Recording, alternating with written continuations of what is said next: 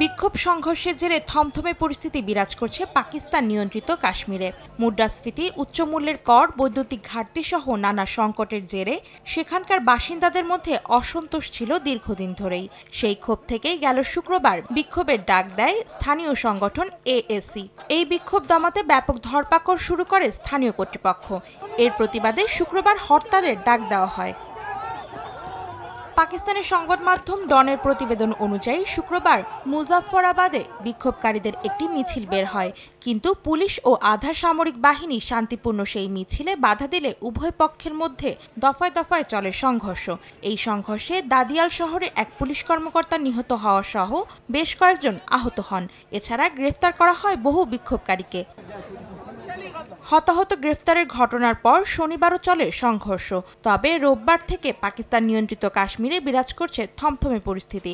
সেখানকার বিভিন্ন এলাকায় বাজার, স্কুল ও অফিস বন্ধ রয়েছে। এদিকে বিক্ষোভ পরিস্থিতি কিভাবে শান্ত করা যায় এ নিয়ে আলোচনার জন্য বৈঠক ডাকেন পাকিস্তানের প্রেসিডেন্ট আসিফ আলী জারদারি। অন্তরা সেন, সময় সংবাদ।